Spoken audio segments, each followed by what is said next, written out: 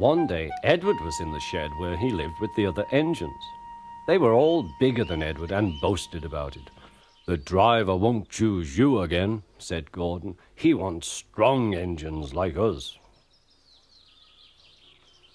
But the driver and fireman felt sorry for Edward.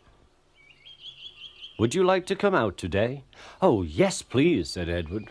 So they lit his fire, made lots of steam, and Edward puffed away. The other engines were very cross at being left behind.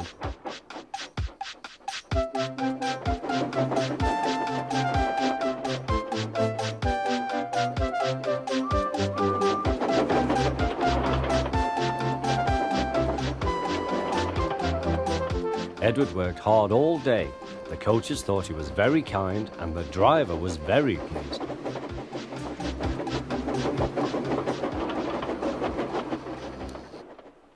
"I'm going out again tomorrow," Edward told the other engines that night. "What do you think of that?" But he didn't hear what they thought, for he was so tired and happy that he fell asleep at once. Next morning, Edward woke up to find nothing had changed. Gordon was still boasting. "You watch me, little Edward, as I rush through with the express. That will be a splendid sight for you. Goodbye, little Edward. Look out for me this afternoon."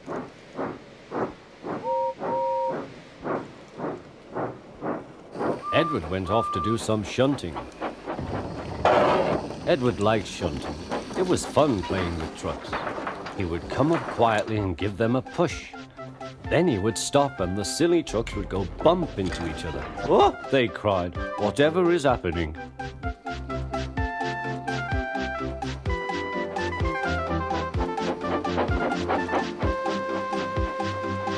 Edward played till there were no more trucks. Then he stopped to rest. Presently he heard a whistle. Gordon was very cross.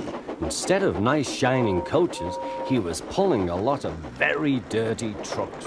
"A goods train, a goods train, a goods train," he grumbled. "The shame of it, the shame of it, oh, the shame of it." Edward laughed and went to find some more trucks. Then there was trouble. "Gordon can't get up the hill," the porter called to Edward's driver. "Will you take Edward and push him, please?" They found Gordon halfway up and very cross. His driver and fireman were talking to him severely. "You're not trying." "I can't do it," said Gordon. "The noisy trucks hold an engine back so." Edward's driver came up. "We've come to push." "No use at all," said Gordon. "You wait and see," replied Edward's driver. They brought the train back to the bottom of the hill.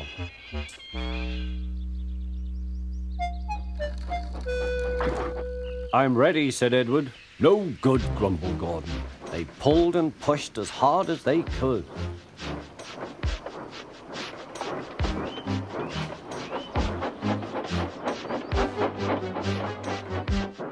"I can't do it, I can't do it, I can't do it," puffed Gordon.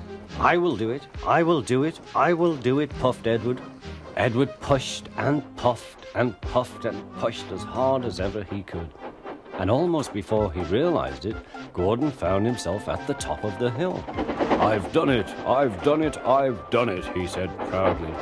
He forgot all about Edward and didn't wait to say thank you.